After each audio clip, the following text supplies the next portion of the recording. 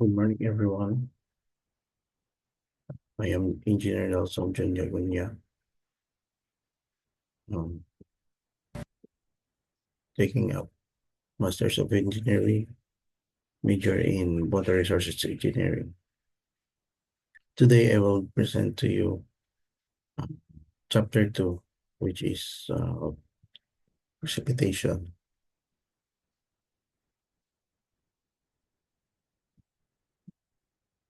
So, what is precipitation? Precipitation is the driving component of hydrologic cycle. Precipitation, like rain or snow, occurs when air is lifted, causing it to cool and condense, forming clouds and eventually precipitation or rain. After precipitation has fallen over the catchment, a number of losses or abstractions from the total precipitation volume occur through several processes. So these processes are or includes interception, infiltration, evaporation, and or transpiration. And um, in precipitation, uh, when there are some precipitation or rain which will not be intercepted by uh, plants or plants and will not infiltrate ground will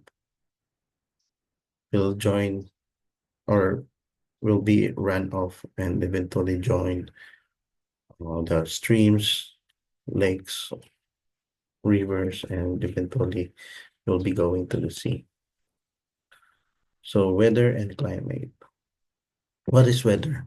Weather is the day-to-day state of the atmosphere, including temperature, precipitation, wind, and cloud cover. It can change rapidly, even within a few hours or days. Weather refers to the short-term atmospheric conditions at a specific location and time. So weather basically is the day-to-day state of the environment and our location, place, or the earth. While climate is the average weather conditions in a region over a long period of time, typically 30 years or more. It includes factors like average temperature, rainfall, and typical weather events like heat waves or droughts. Climate describes the long-term average weather, weather patterns, and conditions in a region. Think of weather as what you experience daily and climate as what you expect over a longer period. Types of lifting mechanism.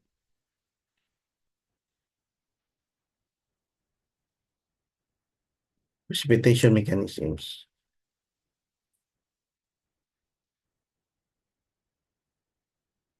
Dynamic or adiabatic cooling is the primary cause of condensation and is responsible for most rainfall.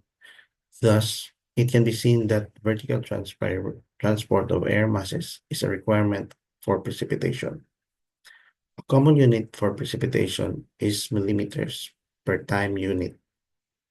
The unit indicates that the height of water is assumed to be evenly distributed over an area. 1 millimeter precipitation corresponds to 1 liter per square meter or 0.001 cubic meter per square meter. Precipitation may be classified according to the conditions that generate vertical air motion. In this respect, the three major categories of precipitation type are convective, orographic, and cyclonic. So later on, we will go through these three types of precipitation. What is convective precipitation? Convective precipitation is typical of the tropics and is brought about by heating of air at the interface with the ground. This heated air expands with a resultant reduction in weight. During this period, increasing quantities of water vapor are taken up. The warm, moisture-laden air become unstable, and pronounced vertical currents are developed. Dynamic cooling takes place, causing condensation and precipitation. Convective precipitation may be in the form of light showers or storm of extremely high intensity. Then second is the orographic precipitation. Orographic precipitation results from the mechanical lifting of moist horizontal air currents over natural barriers such as mountain ranges. Factors that are important in this process include land elevation, local slope, orientation of land slope, and distance from the moisture source. It is usually in the form of local whirling thunderstorms and is typical of the tropics. The air close to warm earth gets heated and rises due to its low density, cools adiabatically to form a cauliflower-shaped cloud, which finally bursts into a thunderstorm.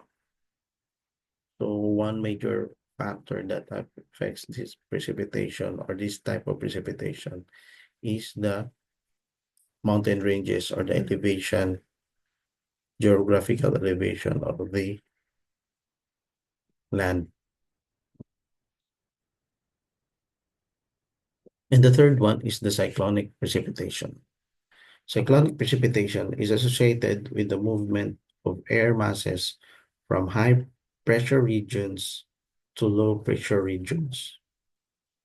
These pressure differences are created by the unequal heating of the Earth's surface. Cyclonic precipitation may be classified as frontal or non-frontal. Any barometric low can produce non-frontal precipitation, as air is lifted through horizontal convergence of the inflow into a low-pressure area. Frontal precipitation results from the lifting of warm air over air at the contact zone between air masses having different characteristics. If the air masses are moving so that warm air replaces cold air, the front is known as a warm front. If, on the other hand, cold air displaces warm air, the front is said to be cold. If the front is not in motion, it is said to be stationary front.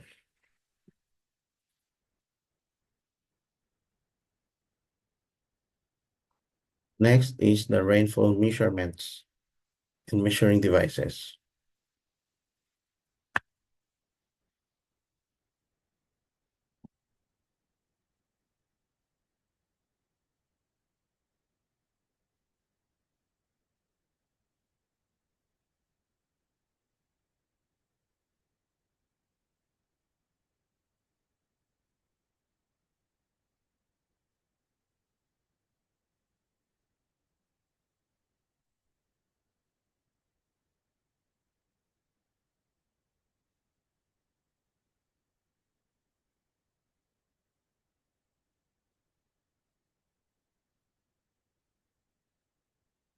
Rainfall measurements and measuring devices.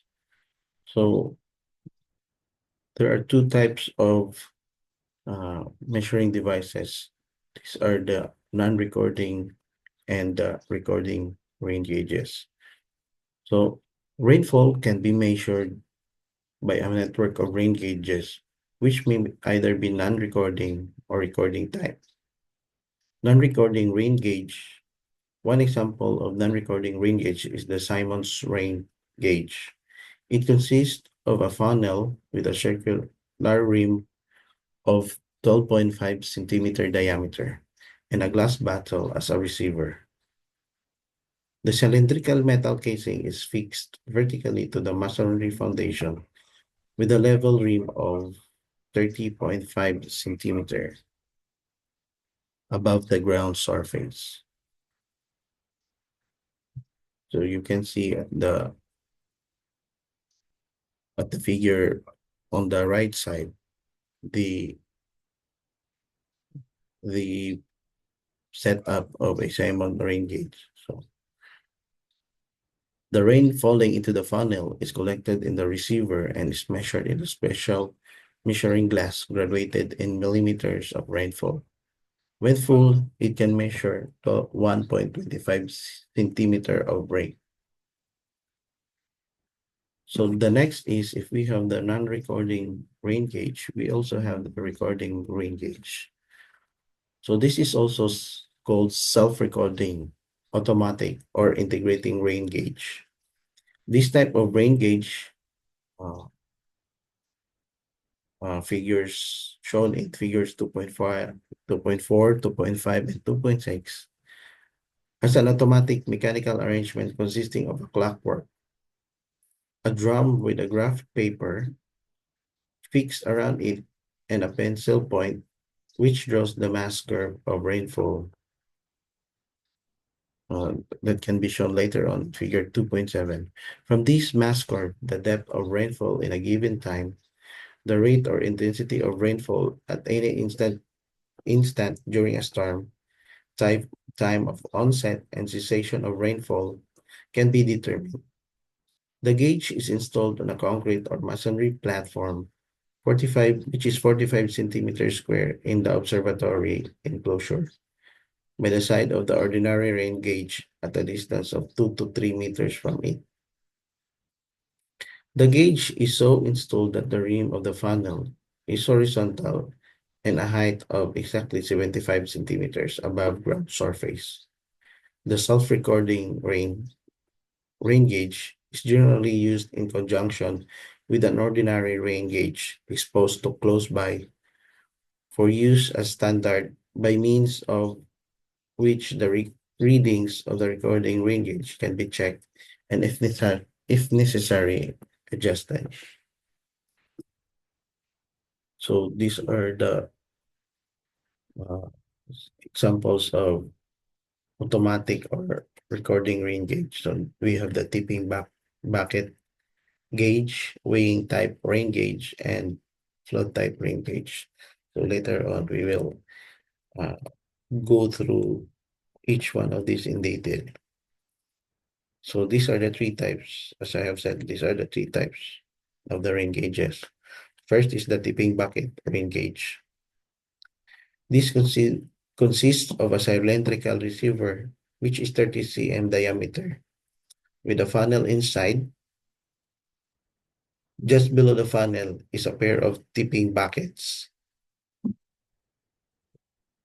Is pivoted such that when one of the bucket receives a rainfall of 0.25 millimeters, it tips and empties into a tank below, while the other bucket takes its position and the process is repeated.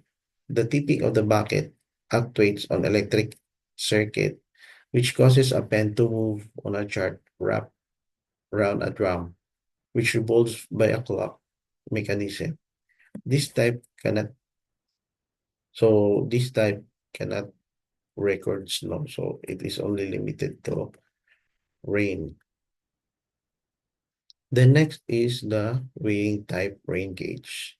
In this type of rain gauge, when a certain weight of rainfall is collected in a tank, which rests on a spring lever balance, it makes a pen to move on a chart round a clock-driven drum. So you can see it in figure 2.5. The rotation of the drum sets the time scale when the vertical motion of the pen records the cumulative precipitation. Then the last one is the float type rain gauge. In this type, as the rain is collected in a float chamber, the float moves up, which makes a pen to move on a chart round a clock-driven drum.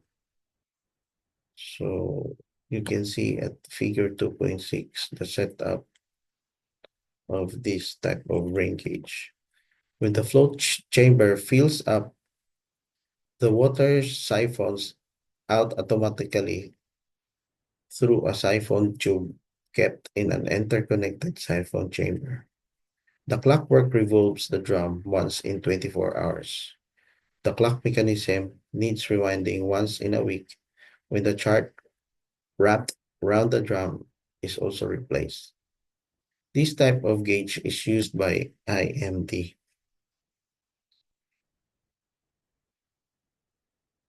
The next is the intensity, duration, frequency curves. Intensity, duration, frequency curves is the point precipitation data of various storms are analyzed in an intensity, duration, frequency, or IDF study. Since the precipitation data serve the purpose of estimating the stream flows in many instances, not only the total quantity of precipitation, but its rates, known as the intensity, expressed in inch per hour or millimeter per hour, and duration, which is expressed in minutes or hours, are important in a peak flow study. A point or gauge observation can be considered to be representative of a 10 square mile drainage area. The intensity, duration, frequency analysis can be carried out only when the data from a recording rain gauge are available. The procedure of analysis is as follows.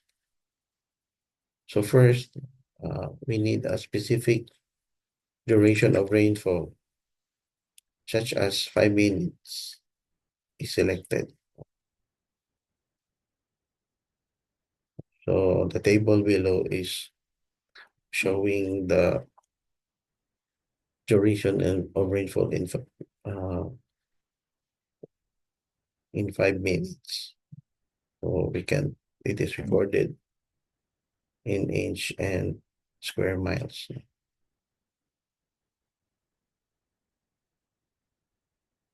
The second, from the record of the rain gauge, which indicates the accumulated amount of precipitation with respect to time, the maximum rainfall of this duration in each year is noted. This is the maximum incremental precipitation difference between accumulated precipitation values for the selected duration obtained from the gauge record. For a partial duration series, all values in the record that exceed a level given by the excessive precipitation for the selected duration are noted. The excessive precipitation, as defined by the National Weather Service, is precipitation that falls at a rate equaling or exceeding that indicated by the following formula. So P times T20 is over 100. This is the formula. The next is the precipitation values are arranged in descending order, and the return period for each value is obtained using the formula T is equal to N plus 1 over M, where M is the rank of the data and N is the total number of years of data in the record. For partial duration series, the adjustment in the precipitation values is made by applying the following empirical multiplication factors. The number for similar analysis are carried out for other selected durations. And 5, this is number 5. For each frequency level computed, the precipitation amounts are plotted for different durations. These are depth, duration, frequency curves. The precipitation depths can be converted to intensities by I is equal to 60 P over T. For instance, a precipitation of 0.5 inch of 30-minute duration has an intensity of 1 inch per hour. So we have here example.